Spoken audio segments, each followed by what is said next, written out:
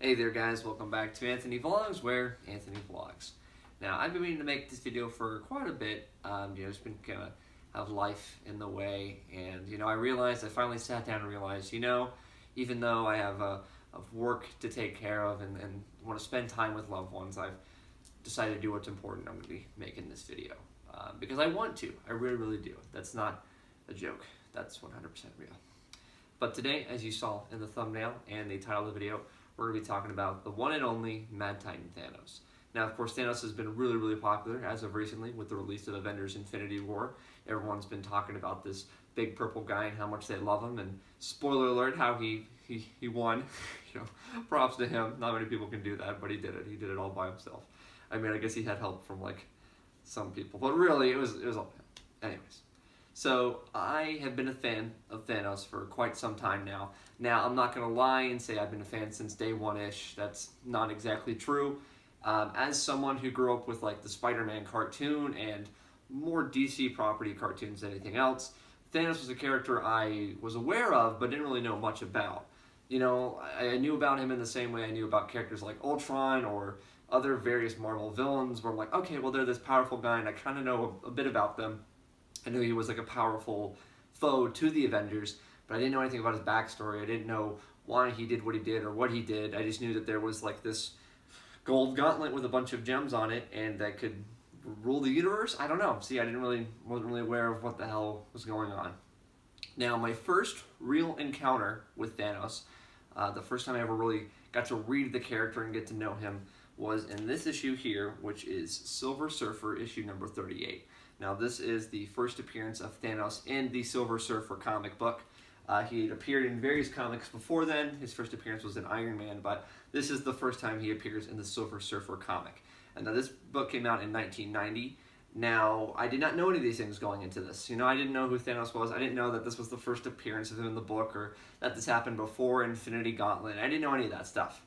I just knew who Thanos was. I knew who the Silver Surfer was because of Fantastic Four and things like that. So I knew that Silver Surfer was a powerful character, and so this kind of meant a big deal. And this book is really, really interesting. I think honestly, I got very lucky and I got a really nice first impression of Thanos. Basically, the way this book opens up is Nebula, who is running the Sanctuary 3, which is Thanos' ship in this iteration, and she's running his armada. She's basically taken over because Thanos is dead at this time. And, things are going pretty good. Then Thanos reappears, and everyone's like, oh my god, it's Thanos. And Nebula's like, you're not the real Thanos.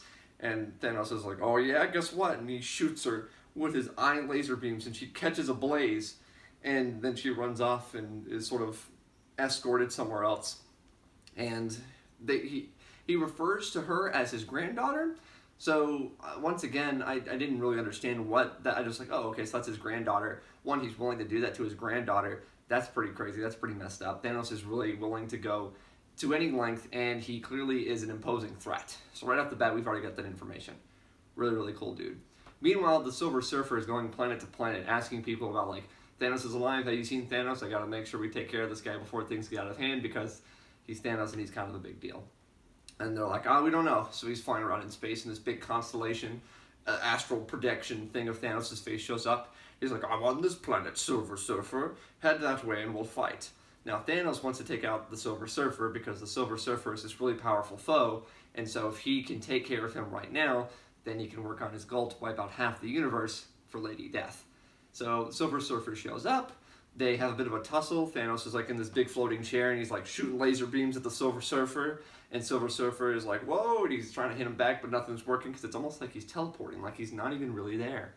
Then he finds Thanos, who is like, oh, what's going on? And he sees Silver Surfer and goes, no! And Silver Surfer blasts him, and then he clears the rubble, and he's just a skeleton.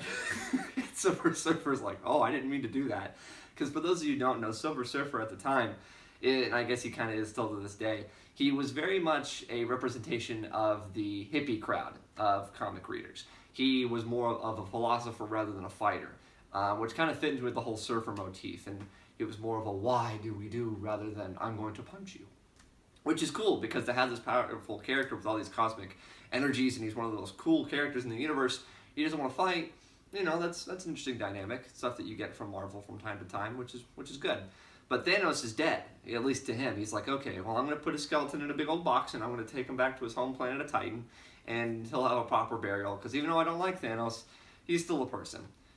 And then that's when Thanos reveals that he actually had one of the guys on the ship that he showed up in the beginning of the book. This is where it gets silly. This is the part where it gets silly, I say.